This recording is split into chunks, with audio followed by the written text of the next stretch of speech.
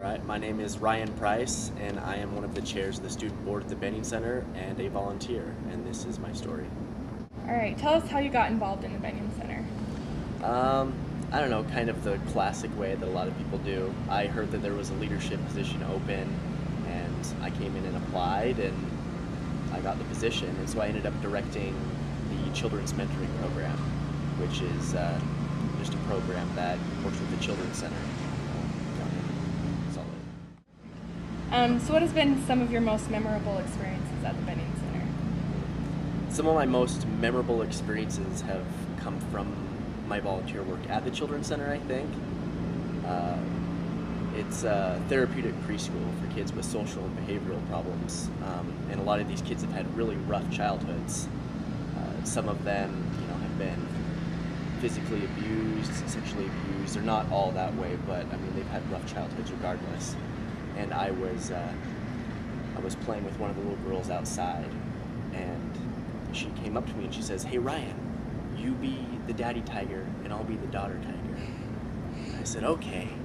And she immediately starts ripping into me, like, "You were never there for me, and you never loved me, and you never came home, and I waited for you to tuck me in at night." And I don't know, that was really depressing. Like, I almost cried right there. That's really sad. But it's experiences like that kind of cement in you that what you're doing is right. Do you know what I mean? The emotional connections that you make and the emotional experiences that you have are the kind of the things that you remember the most, and the things that, I don't know, really, as hard as they are, make it worthwhile, make it know that you are needed. This question kind of plays into what you just answered, but how have you seen it help others? How have you seen the Bennion Center help others? In a lot of ways. I mean, the Bennion Center has a bajillion things that they do in the community. I've seen most of it happen through like the Children's Center and places like that I've been most involved in.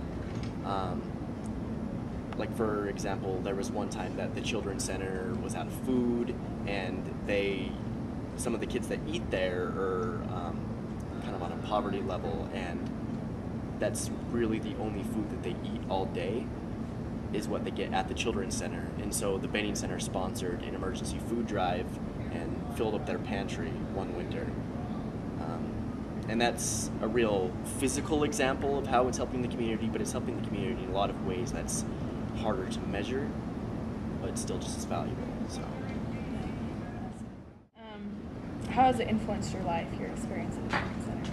Oh, I feel like a completely different person, really. It's really shaped who I am and who I kind of want to be. I don't know. Just realizing that there is so much going on so close to where I live and so close to where I hang out every day, it just kind of is disturbing. I don't know, like I have a hard time kind of living with that, and so I really, really want to do my best to be a help to the community and be there for the community, and it's really shaped who I want to be as a person in all my other areas of life. Awesome. So why do you think other people should become involved in the Bennion Center? Well, there are a lot of different reasons. If you're and I don't like to say this, but obviously people need to put stuff on their resume, and it looks good on a resume.